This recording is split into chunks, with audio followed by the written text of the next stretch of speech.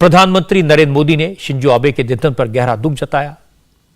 मोदी ने कहा कि मैं अपने दोस्त शिंजो आबे की इस तरह मौत पर सदमे में हूं।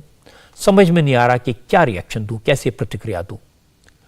प्रधानमंत्री मोदी ने शिंजो आबे के सम्मान में कल एक दिन के राजकीय शोक का भी ऐलान किया है। शिंजो आबे और प्रधानमंत्री मोदी की दोस्ती, दोनों की पर्सनल बॉन्डिंग के कारण पिछले 8 साल में जापान और भारत के रिश्ते बेहद मजबूत हुए।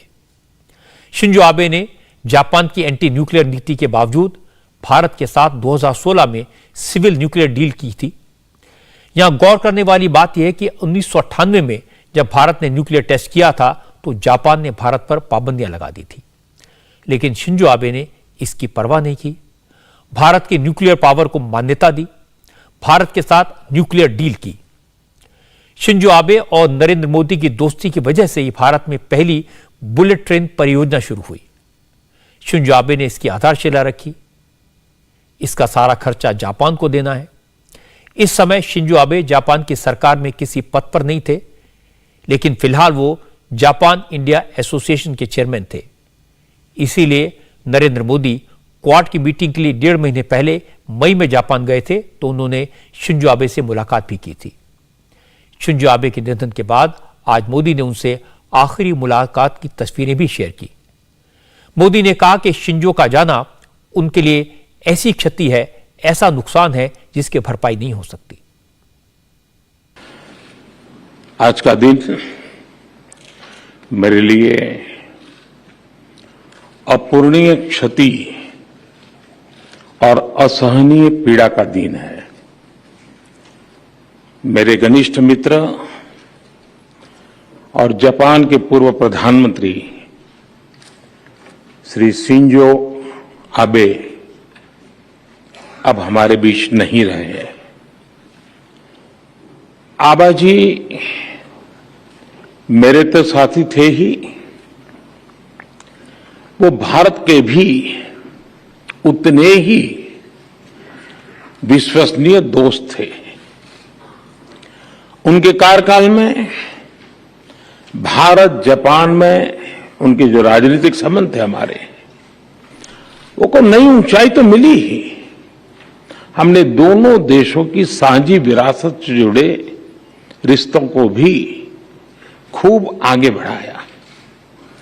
आज भारत के विकास की जो गति है, जापान के सहयोग से हमारे यहां जो कार्य हो रहे हैं, इनके जरिए शिंजो आबे जी भारत के जनमन में सालों तक बसे रहेंगे।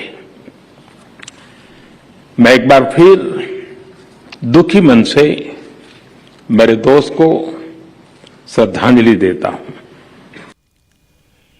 शिंजो आबे पहली बार 2006 में जापान के सबसे कम उम्र के प्रधानमंत्री बने थे और 2007 में भारत आए। उसी वक्त मोदी और शिंजो आबे की दोस्ती की शुरुआत हुई। उस वक्त मोदी गुजरात के मुख्यमंत्री थे। शिंजो आबे ने गांधीनगर जाकर नरेंद्र मोदी से मुलाकात की। आबे और नरेंद्र मोदी में कई समानताएं देखी गईं। मोदी की तरह शिंजो आबे भी प्रखर राष्ट्रवादी थे। शिंजो ये मानते थे कि 20वीं सदी का वर्ल्ड ऑर्डर 21वीं सदी में नहीं चल सकता। मोदी की तरह शिंजो आबे भी नेशन फर्स्ट की नीति पर चलते थे। जापान के राष्ट्रीय हितों को मजबूती से रखने में यकीन रखते थे। जिस तरह नरेंद्र मोदी मानते हैं कि 21वीं सदी एशियाई देशों की शताब्दी है, यही विश्वास शिंजो आबे का भी था। इसीलिए शिंजो और मोदी की दोस्ती पक्की होती गई और इसका फायदा भारत को मिलता गया। मोदी और शिंजो में एक समानता यह भी है कि दोनों नेताओं को अपने देश की संस्कृति, विरासत और प्राचीन परंपराओं पर बेहद गर्व है, विश्वास है। मोदी जब प्रधानमंत्री बनने के बाद जापान गए तो उन्होंने काशी को क्योटो की तरह बनाने की बात कही थी और शिंजो आबे इस काम में मदद के लिए जुट गए। उन्होंने वादा किया और उसको पूरा किया। शिंजो आबे दिसंबर 2015 में भारत के दौरे पर आए तो मोदी के साथ वाराणसी के दौरे पर गए। उन्होंने दशाश्वमेध घाट पर गंगा आरती में हिस्सा लिया। वाराणसी में जापान के सहयोग से चल रही परियोजनाओं का जायजा लिया।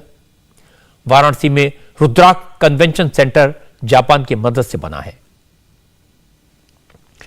शिंजो आबे दुनिया के पहले बड़े नेता थे जिन्हें यकीन था कि 21वीं सदी में भारत दुनिया की बड़ी ताकत होगा। 2007 में भारत के पार्लियामेंट को एड्रेस करते हुए आबे ने कहा था कि जापान और भारत की दोस्ती दो महासागरों यानी हिंद महासागर और प्रशांत महासागर का मेल है। इसमें कोई दो राय नहीं कि भारत ने एक वेल विशर खो दिया, मोदी ने एक दोस्त खो दिया, दुनिया ने एक बेहतरीन नेता खो दिया। शिंजो आबे के बारे में मैं जितना आपको बताऊंगा आपका इंटरेस्ट उनकी लाइफ में उतना ही बढ़ता जाएगा। शिंजो आबे की बड़ी राजनीतिक विरासत थी। उनके दादा भी जापान के प्राइम मिनिस्टर थे, उनके पिता जापान के फाइनेंस मिनिस्टर रह चुके थे। शिंजो आबे जापान के सबसे कम उम्र के प्राइम मिनिस्टर थे। वो 4 बार जापान के प्रधानमंत्री बने। सेकेंड वर्ल्ड वॉर के बाद पैदा होने वाले जापान के पहले प्रधानमंत्री थे। भारत के साथ रिश्तों की बात करें तो गणतंत्र दिवस की परेड में शामिल होने वाले जापान के पहले प्रधानमंत्री शिंजो आबे थे। भारत के दूसरे सबसे बड़े नागरिक सम्मान पद्म विभूषण से सम्मानित जापान के अकेले प्रधानमंत्री हैं। शिंजो आबे को भारत से प्यार था, इसलिए उन्होंने देश के विकास की, प्रधानमंत्री नरेंद्र मोदी की परियोजनाओं को जमकर सपोर्ट किया। भारत में बुलेट ट्रेन, दिल्ली मेट्रो, करीब 1,500 किलोमीटर लंबे दिल्ली मुंबई इंडस्ट्रियल कॉरिडोर का प्रोजेक्ट, काशी का विकास क्योटो के तर्ज पर करने का प्रोजेक्ट, नॉर्थ ईस्ट के विकास के प्रोजेक्ट, स्मार्ट सिटीज बनाने के प्रोजेक्ट, ये सब जापान की मदद से चल रहे थे और यह मदद शिंजो आबे और नरेंद्र मोदी की पर्सनल केमिस्ट्री का नतीजा है। दोनों देशों के रिश्तों में मजबूती शिंजो आबे की वजह से आई। शिंजो आबे ने जापान में राजनीतिक स्टेबिलिटी दी। वो जापान के सबसे लंबे समय तक प्रधानमंत्री रहे और सबसे ज्यादा बार भारत की यात्रा करने वाले जापान के प्राइम मिनिस्टर भी हैं। अपने करीब 9 साल के कार्यकाल में शिंजो आबे 4 बार भारत आए। इसीलिए प्रधानमंत्री मोदी ने शिंजो आबे के निधन पर कहा कि दुनिया ने एक बेहतरीन इंसान और भारत ने एक शुभचिंतक और उन्होंने एक अच्छा दोस्त खो दिया। इंडिया टीवी हर वक्त हर जगह डाउनलोड करने के लिए सर्च करें India TV news Google play store या ऐप स्टोर पर।